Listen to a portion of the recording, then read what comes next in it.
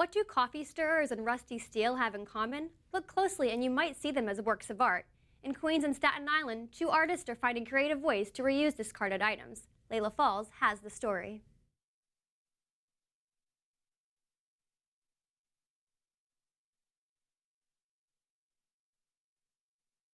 You probably can't guess what all this is made of. Two New York artists have found a way to recycle items most of us don't look twice at before throwing away. These holes here are just, they're lengths of straw that I just chopped up from. Philip Cobell builds sci-fi buildings and miniature landscapes for gamers and hobbyists out of discarded materials. You go into these places and you say, like, listen, if you're gonna throw these things out, can you set them aside for me?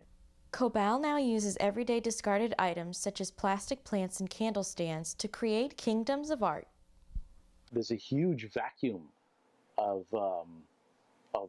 landscape design for these games. I've discovered with the application of paint, anything becomes really cool. It transforms from a pile of rocks or like some styrofoam with some glue on it and sand to like this amazing landscape. I don't know if I've ever looked at what I'm doing as like consciously recycling things. Like I keep hearing the term like upcycling. I just look at it as taking free materials and making beautiful stuff.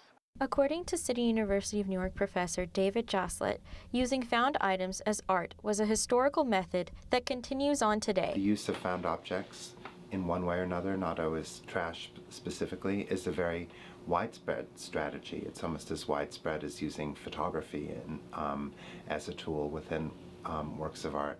Another artist created art from a disaster. New York City spent $177 million to remove debris from Hurricane Sandy.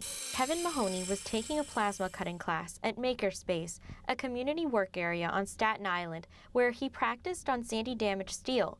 The debris sat in water for days, weeks, and even months after the storm. When I got home from the class, I realized that the material doesn't need to be going to waste, and I can use that in some way to, raise money to replace materials and equipment that were lost in the storm. When Mahoney started making cutouts in the shape of Staten Island from the steel, he found a way to give the material new life.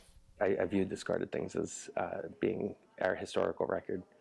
I think that we can write one thing, but what we're willing to let go of kind of tells a little bit more about us. Layla Falls, New York.